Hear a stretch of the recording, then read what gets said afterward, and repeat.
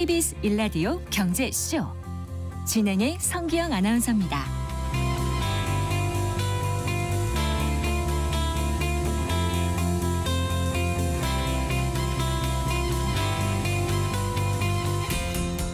아, 4시 18분입니다. 애플의 신형 스마트폰이죠. 아이폰 16 시리즈의 수요가 좀 부진하다 이런 증권가 분석이 잇따라 나오고 있네요. 반면에 이 아이폰 16이 출시되던 날 나란히 그 신형 폴더블 폰을 선보인 중국 화웨이의 트립 폴드폰이 중국 안방 시장에서 인기몰이 중이라고 합니다. 이렇다 보니까 이제 우리 삼성전자의 차기 스마트폰에 이목이 집중되고 있는데요. 앞으로 더욱 치열해질 글로벌 스마트폰 시장에 대해서 오늘 자세히 살펴보겠습니다. 이효훈 IT 칼럼니스트 스튜디오에 모셨습니다. 반갑습니다. 안녕하세요. 안녕하세요. 저는 사실 삼성 걸 쓰고 있어가지고 아이폰 쓰시나요? 어떻습니까? 전 아이폰, 네. 삼성폰 다 쓰고 있습니다. 그러세요? 일단 아이폰 시리즈 이제 최신 나온 게 16이라면서요. 전작은 15였고 예. 이번에 16이 이제 20일에 나왔다고 하던데 일단 우리나라가 처음으로 이게 1차 출시국에 포함이 된 건가 이거는? 그렇죠. 아 그렇군요. 그런데 왜 실적이 부진하다는 얘기가 벌써부터 나오고 있죠?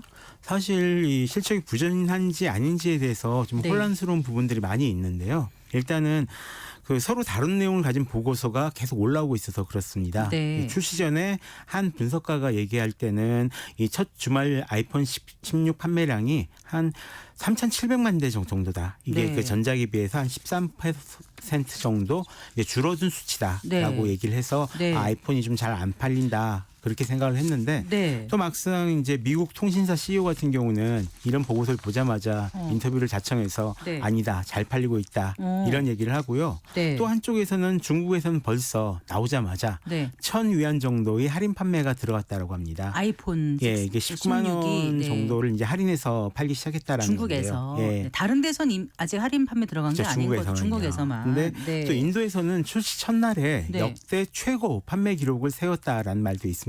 아. 그러니까 서로 다른 내용을 닮은 보고서가 계속 올라오고 있는데요. 네. 우리나라 같은 경우도 일단 1차 판매 물량은 다 매진이 됐습니다. 네. 근데 이 매진되기까지 살짝 좀 시간이 걸렸다라고 보고 있고요. 네. 저 같은 경우도 이 판매 당일날 이제 애플 스토어에 좀 나가봤는데 네. 원래 이 새로운 제품이 출시가 될 때 약간 달뜬 분위기가 있거든요. 아무래도 그렇고 예. 궁금해하고 줄 서 있고 막 그렇죠. 그러잖아요. 네. 그런데 이번에는 그런 분위기가 좀 적었습니다. 아. 그래서 좀 종합하자라고 하면은 뭐 아이폰 16이 예전만큼은 이제 잘 팔리고 있지만 네. 큰 인기를 얻고 있는 것은 아니다. 그리고 중국 쪽 판매는 좀 저조하다. 이렇게 이야기를 할 수 있을 것 같습니다. 아이폰의 중국 쪽 판매가 저조하다. 네. 그러니까 아이폰 출시된 이래 처음으로 이제 한국을 1차 출시국에 포함시켰는데 생각보다는 그 적극적인 구애에 조금 네. 화답이 좀 적었던 걸까 이런 생각이 드는데요. 어쨌거나 아이폰 슈퍼 사이클이 온다 그런 얘기를 했었던 것 같아요. 예. 그런데 생각보다는 좀 못한 이유는 뭐라고 보세요? 아마 그 보통 이렇게들 많이 들으셨을 거예요. 애플 인텔리전스를 쓸 수 있는 아이폰이라고 홍보를 했는데 막상 출시가 될 때 이 애플 인텔리전스를 쓸 수 없었기 때문에 네. 판매량이 많이 빠졌다라고. 네, 저도 그렇게 들었어요. 네. 근데 저 같은 경우는 그냥 중국 때문이다라고 생각을 하고 있습니다. 이게 무슨 말씀이세요? 애플 같은 경우는 일반적으로 그 대부분의 나라에서 판매량이 매년 크게 달라지지 않습니다. 다만 유일하게 이 매출이 좀 크게 달라지는 곳이 중국이거든요. 네. 중국이 아이폰 매출의 약 20% 정도를 좌지우지하고 있는데 네. 이게 애플에서 매출이 떨어지면 전체 아이폰 판매량이 떨어집니다. 네. 근데 이번에 별로 이제 인기를 얻지를 못했습니다. 네. 중국에서. 네. 그것 때문에 지금 매출이 좀 떨어지고 있는 것이 아닌가라고 지금 보고 있고요. 그리고 실제로 이 애플 인텔리전스 때문에 아이폰을 구입하겠다라고 생각하신 분들이 별로 없어요. 그러니까 최근에 이 시장조사기관 CIRP에서 네네. 왜 새 아이폰을 바꾸는가에 대한 기존 아이폰 쓰던 사람들이 네. 이 설문조사를 한 결과를 이제 발표한 적이 있었는데요. 약 4분의 3은 그냥 옛날 폰이 낡아서 옛날 폰이 고장나서 네. 옛날 폰이 잘 작동이 안 돼서 바꿨다라고 합니다. 네. 실제로 뭔가 새로운 기능을 써보고 싶어서 바꾸는 사람은 한 18% 정도밖에 안 됐다라고 하네요. 아, 그러니까 그 애플 인텔리전스를 아주 많이 기대했던 건 아니었다. 그게 변수는 그렇죠. 아니었고 예. 중국에서 덜 팔렸던 거 아니면 그게 좀 제 탓이라고 보고 중국에서 있습니다. 화웨이가 같은 날 출시되면서 폭발적인 인기를 끌다 보니까 상대적으로 덜 관심이 갔던 건가요? 그 말씀이신가요? 이거 뭐 나중에 좀 더 얘기를 하겠지만 실제로는 지금 중국에서 아이폰 인기가 많이 낮아진 부분이 있습니다. 네. 화웨이 제품 같은 경우는 발표만 그때 했고 출시는 같은 날 하진 못했거든요. 실제로 그렇군요. 지금도 네. 지금 제대로 만들지를 못해서 제때 소비자들한테 배달을 안 해주고 있는 그런 상황이고요. 거예요. 네. 그리고 근데 반면에 애플 제품을 쓰는 것 자체가 별로 이제 옛날만큼 멋진 일로 보이지 않게 되는 이런 상황이 좀 있습니다. 네. 자, 그럼 아이폰 16 전작인 아이폰 15와 그 기능이라든가 뭐 네. 이런 면에서 어떤 차이가 있는지 궁금해요. 사실 애플 인텔리전스가 가장 중요한 포인트인데요. 이건 지금 당장 써볼 수가 없으니까 좀 논외로 해야 될 것 네, 같고요. 그리고 이 부분을 빼면 눈에 띄는 변화는 이 카메라 컨트롤 버튼이 새로 들어갔다라는 겁니다. 네. 이 사진 찍는 버튼이 새로 들어갔고 네. 그걸 빼면은 뭐 프로세서가 좀 더 빨라지고요. 네. 카메라 성능이 조금 더 좋아지고 배터리 성능이 조금 더 좋아졌는데 네. 사실 눈에 띄는 변화는 없다라고 보셔도 될 것 같습니다. 네. 그냥 잡아보시면 그냥 아이폰이 아이폰이네. 아이폰이네. 그럼 더 뭐 슬림해졌다든가 더 가벼워졌다든가 뭐라 그러죠? 그 액정은 사실상 그 베젤에 비해서 좀 더 시원하게 느껴지는 이런 것도 없어요? 이게 아이폰 프로 같은 경우는 베젤이 좀 많이 살짝 줄어들긴 했습니다. 네. 문제는 케이스를 씌우면 몰라요. 네, 그런 상황이고요. 네. 그리고 무게가 좀 가벼워지긴 했습니다. 근데 이게 1g, 2g 차이여서 네. 실제로 알아보기 힘들고 오히려 뒤에 있는 카메라 배열된 모양이 바뀐다거나 아니면 좀 아이폰 16 일반 모델 같은 경우는 다양한 색깔로 출시가 됐거든요. 네. 그게 조금 더 눈에 띄는 변화인데 역시 케이스를 씌우면은 그 모릅니다. 색깔이 안 중요한 것 같아요. 예. 처음에 고를 때 막 열심히 고르다 나중에 딱 씌우고 나면 내가 무슨 일을 한 건지 이런 생각이 들 때가 있더라고요. 어쨌든 지금은 AI 기능을 못 쓰는 거잖아요. 예. 근데 10월부터 쓸 수 있게 되는 건가요? 어떻습니까? 아니요. 원래는 한국어 지원을 얘기를 안 하고 있다가 네. 이번에 출시 바로 전에 네. 한국어를 2025년부터 쓸 수 있게 지원을 하겠다. 2025년 몇 월부터요? 상반기요? 그냥 하반? 2025년이요. 그게 제일 큰 문제거든요. 아. 현재 애플의 계획을 보면은 이제 OS를 차근차근 업데이트할 계획인데 네. 이게 기본적인 OS 업데이트가 한 2025년 3월 정도에 끝날 예정입니다. 네. 이 이후에 이제 다른 언어들에 대한 추가 지원이 들어갈 그럴 예정이었는데요. 네. 아직까지는 2025년 언제쯤 지원한다라는 얘기가 전혀 없어서 네. 이런 부분들은 지원 나오면 지원을 하는구나라고 생각하실 수밖에 없을 것 같습니다. 네. 그런데 하나 궁금했던 거요. 그 통화 녹음 기능은 네. 이번에 생긴 건가요? 어떤 예, 건가요? 예. 이번에 아직은 지원을 안 하고 있는데요. 네. 원래 이것도 지금 한국어 지원과 맞물려서 지원을 할 것이다라는 얘기가 있거든요. 그러니까 원래는 이미 영어로는 지원이 되고 있습니다. 베타판에서는 이미 지원이 되고 있고 그 기능을 써보니까 굉장히 유용하다라는 평가가 나왔는데 네. 이게 한국어 지원이 되려면은 아무래도 한국어 인식이 들어가야 되니까 한국어 인식이 들 때 좀 제대로 쓸 수 있을 것 같습니다. 네. 알겠습니다. 그러면은 우리 삼성 갤럭시와 그 비교해 보면 어떨까요? 이게 참 애매한데요. 예, 아니 거의 똑같습니다. 실질적으로 애플 인텔리전스가 뛰어나게 더 좋다라고 할 수 있는 부분들은 없고요. 네. 기존에 있었던 안드로이드 AI 폰이 네. 제공하는 기능과 거의 비슷하다. 그리고 번역 같은 기능은 오히려 좀 못하다라고도 볼 수 그래요? 있을 것 같은데요. 오. 예. 근데 반면에 이 애플은 자사 제품에서만 쓸 수 있는 AI 기능이어서 나중에 이제 시리 같은 기능이 좀 업데이트가 되면은 네. 화면을 인식해가지고 화면에 있는 내용을 좀 더 개인적으로 파악할 수 있게 되는 이런 장점들이 있거든요. 근데 네. 이건 어느 만큼 될지 아직 그 베타판에서도 기능이 지원되지 않아서 확인을 못 해봤어요. 그러니까 아직 확실히 증명된 게 없으니까 예. 조금 인기가 덜할 수도 있겠네요. 사실 애플 인텔리전스에 대해서는 생각을 안 하시고 폰을 구입하신 게 낫죠. 네. 그래서 어쨌거나 이런 와중에 지금 대륙의 실수라는 별명으로도 불리지 않습니까? 네. 중국의 샤오미가 지난달인가요? 전 세계 스마트폰 시장에서 애플을 제치고 2위에 올라섰다면서요? 예, 그렇습니다. 네. 이 시장 조사기관 카운터포인트 리서치에서 발표한 내용인데요. 네. 2023년 8월 한 달 기준으로 이 스마트폰 판매량 1위가 삼성 그리고 네. 2위가 샤오미였습니다. 샤오미가 애플을 앞선 것은 2021년 8월 이후로 처음이다. 라고 하는데요.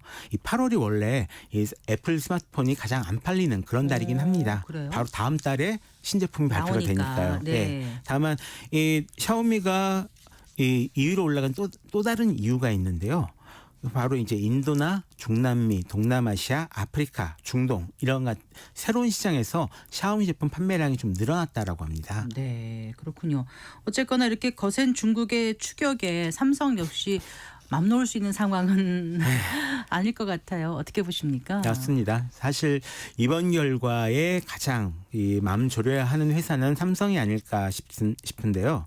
이 삼성에서 가장 많이 팔린 스마트폰은 갤럭시 S 시리즈가 아니라 네. 중저가 스마트폰인 갤럭시 A 시리즈. 네. 이 실제로 올해 2, 4분기에 삼성에서 가장 많이 판매한 폰 같은 이 갤럭시 A15거든요. 네. 이게 20만 원대에 구입할 수 있는 그런 폰입니다. 그리고 샤오미가 치고 들어오고 있는 분야도 바로 이 중저가 스마트폰이기 네. 때문에 같은 시장 놓고 경쟁을 하고 있는 거죠.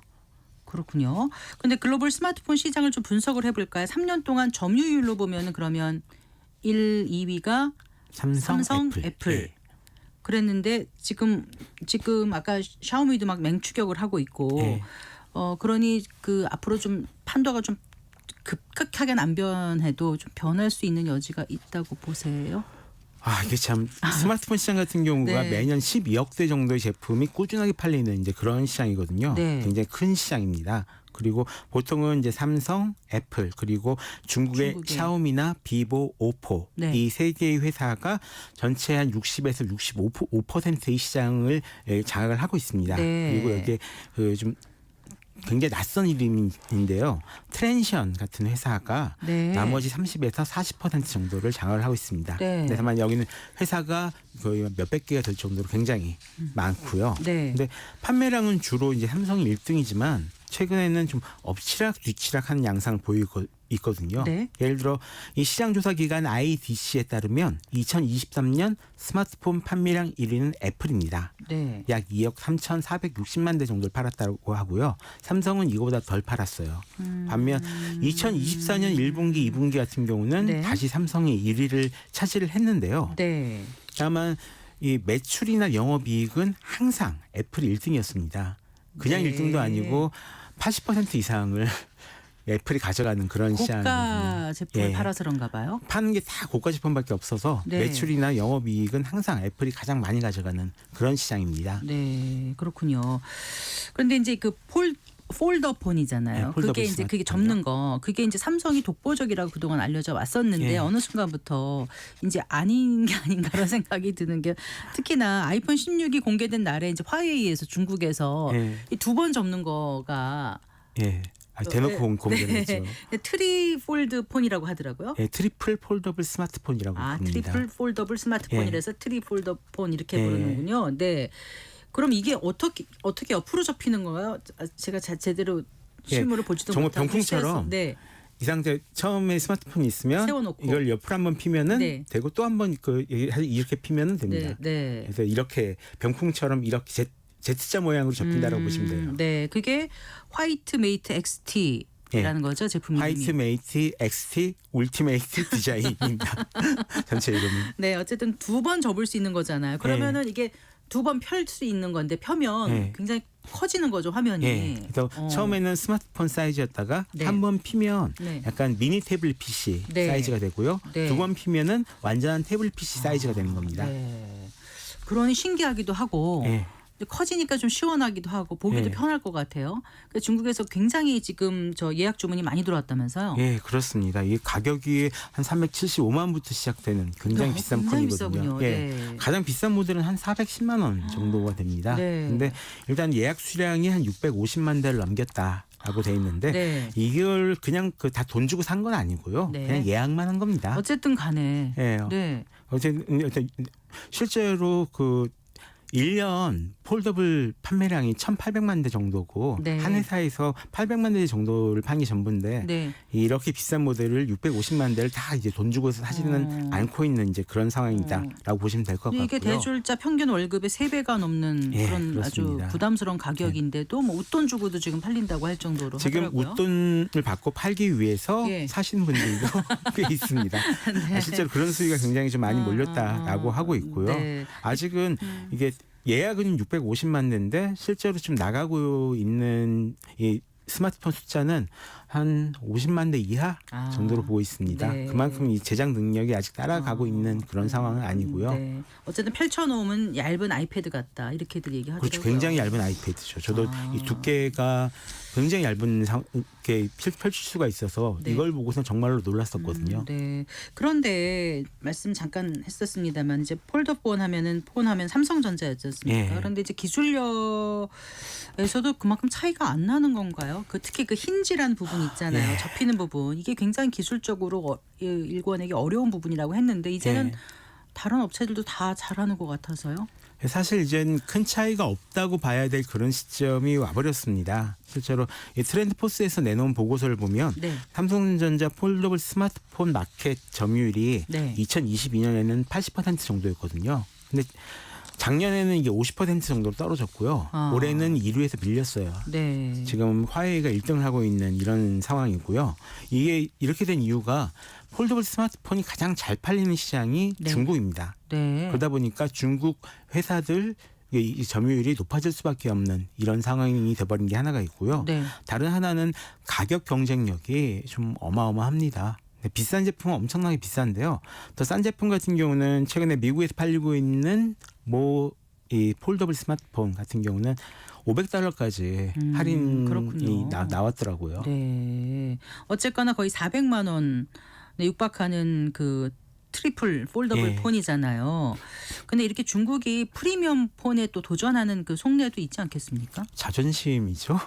네. 실제로 2020년 이 미국의 제재를 받기 전까지는 애플, 삼성과 더불어서 화웨이가 3강이었습니다. 네. 그래서 이제 한 2021년쯤 되면은 화웨이가 삼성을 넘는다 만다 뭐 여러 가지 말들이 있었는데 미국의 제재를 받으면서 완전히 꼬꾸러졌죠. 그 때문에 이제 중저가폰 브랜드는 완전히 다른 회사로 독립을 시키고 네. 어떻게든 이제 살 길을 찾다가 중국의 애국 소비 열풍에 올라타서 이제 중국 프리미엄 스마트폰 시장에 이제 화웨이가 안착을 하게 된 건데요. 다만 이 화웨이 제품 같은 경우는 구글 플레이 스토어 같은 것을 쓸 수가 없습니다. 네. 그리고 그 퀄컴이나 이런 좀 빠른 프로세스 미국의 좋은 부품들 이제 쓸 수가 없는 상황이어가지고 그 해외 시장 진출은 과연 가능할까? 지금 다들 약간 의심스럽게 쳐다보고 있는 그런 상황입니다. 그렇군요. 어쨌거나 프리미엄 시장은 아이폰에 밀리고 저가폰 시장은 중국 스마트폰이 치고 올라오니까 삼성전자 앞으로 전망이 어떨지 뭔가 좀 새로운 준비를 해야 될 것 같은데 일단 다음 달에 새로운 모델이 나오는 건가요? 언제 나오죠? 며칠 안에 네. 새로운 모델을 발표할 거다. 네. 아마 9월 27일 자정쯤 발표하지 않을까 지금 얘기를 하고 있는데요. 네. 일단 폴더블 스마트폰인 갤럭시 Z 폴드 6의 스페셜 에디션 버전이 공개될 예정에 있습니다. 네. 이름이 굉장히 긴데요. 이것도 좀 두께가 굉장히 얇아지고 카메라 기능이 강화된 그런 스마트폰이라고 합니다. 네. 다만 많이 팔진 않고 한 몇십만 대 정도만 중국과 한국에 지금 판매할 예정이다라고 알려져 있고요. 또 갤럭시 S24 FE, 그러니까 펜 에디션이죠. 이걸 출시할 예정에 있습니다. 네. 갤럭시 S24 FE 같은 경우는 뭐 일단은 전작에 있었던 갤럭시 S24에 있었던 좋은 그냥 장점만 모은 다음에 가격을 한 80만 원대로 좀 저렴하게 다운시킨 이런 모델이라고 합니다. 네. 그래서 이것도 좀 잘 팔릴까 이제 생각을 하고 있고 또 갤럭시 태블릿 PC가 있거든요. 이 제품도 좀 신제품이 나올 예정에 있습니다. 네. 폴더블 폰이든 AI 폰이든 어떻게 보면 점점 기술이 이제 격차가 좀 좁혀지고 예. 어느 정점에 가서는 좀 수렴할 것 같아요. 예. 그래서 결국은 글로벌 스마트폰 대전에서 누가 승자가 될지 그 승패를 가를 혁신은 어떤 포인트가 될지 이게 궁금하거든요. 뭐라고 보세요? 정말 그래서는. 어려운 질문인데요. 실제로 제가 생각하기로는 크게 한 3가지 정도가 될 것 같습니다. 네. 하나는 신규 시장 개척이죠. 지금 실제로 아프리카나 중남미처럼 예전에는 크게 신경을 안 썼던 시장에 중국 회사들이 굉장히 많은 신경을 쓰는 이유가 이 신규 시장 개척 때문이거든요. 네. 애플 같은 경우도 인도 시장 개척에 굉장히 많은 공을 들이고 있고요. 이런 부분들을 삼성전자도 빨리 이제 대응을 해야 될 것 같다라는 생각이 있고요. 네. 다른 하나는 이제 브랜드인데 사실 너무 상향 평준화하다가 되다 보니까 안드로이드 스마트폰 쓰던 사람들은 그냥 안드로이드 스마트폰, 아이폰 쓰던 사람들은 그냥 아이폰 이런 구조가 굉장히 굳어졌습니다. 고착화됐어요. 예, 어느 이거를 정도. 네. 좀 깰 수 있는 좀 다양한 서비스가 존재를 해야 될 것 같은데 네. 바로 이 서비스에서 지금 한국 스마트폰이나 중국 스마트폰 시장 회사들은 조금 문제를 가지고 있습니다. 이게 원래 하드웨어 잘하는 회사들은 네. 서비스를 키우는 걸 잘 못하거든요. 네. 이게 주기적으로 몇 년 동안 손해를 보면서 꾸준히 키워야지 한 몇 년 후에나 좀 성과가 날 수 있는 부분들인데 네. 애플은 지금 그런 성과를 이제 좀 맛보고 있기 시작한 거고요. 네. 근데 중국이나 한국 시장 같은 경우는 없어요. 아. 예. 대신에 이제 중국 같은 경우는 그 중국 앱스토어가 구글 그 앱스토어를 안 쓰거든요. 네. 자기들만의 독자적인 앱스토어를 쓰기 때문에 거기서 어떤 일정 부분 이익을 가져갈 수 있는 부분들이 있는데 네. 삼성은 아직 이 갤럭시 스토어 같은 경우가 크게 네. 활성화가 안 됐습니다. 이래서 좀 이런 부분들 서비스를 강화하면서 다음에 소비자들의 신뢰가 요즘 조금 떨어진 부분들이 있는데요. 이런 부분들을 좀 되찾아야 될 필요성이 있지 않을까 싶습니다. 네.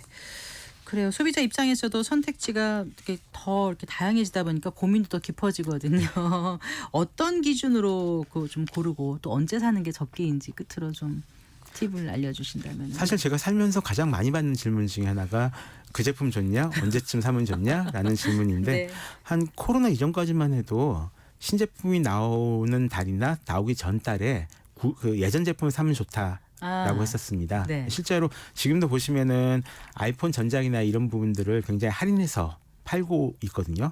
그래서 이때 사면 굉장히 가성비가 좋은데 그 전까지는 한국이 그 갑자기 지원금을 뭐 엄청나게 많이 주면서 마케팅을 했던 경우가 많이 있었습니다. 네, 네. 지금은 근데 이런 부분들이 좀 많이 없어졌고요.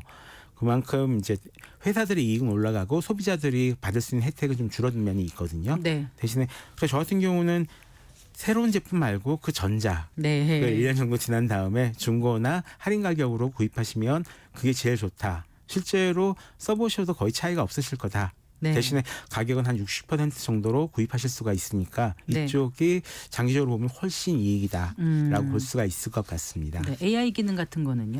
AI 기능 같은 경우는 나중에 나오면 필요하면 쓰셔도 되고요. 네. 또 갤럭시 예전 프리미엄 스마트폰 같은 경우는 네. 이렇게 AI 기능을 추가로 지원해줄 예정이다라고 하니까 네. 그분들은 크게 걱정을 안 하셔도 될 것 같습니다. 네. 알겠습니다. 잘 들었습니다. 고맙습니다. 고맙습니다. 네, 이호훈 IT 칼럼니스트와 함께했습니다.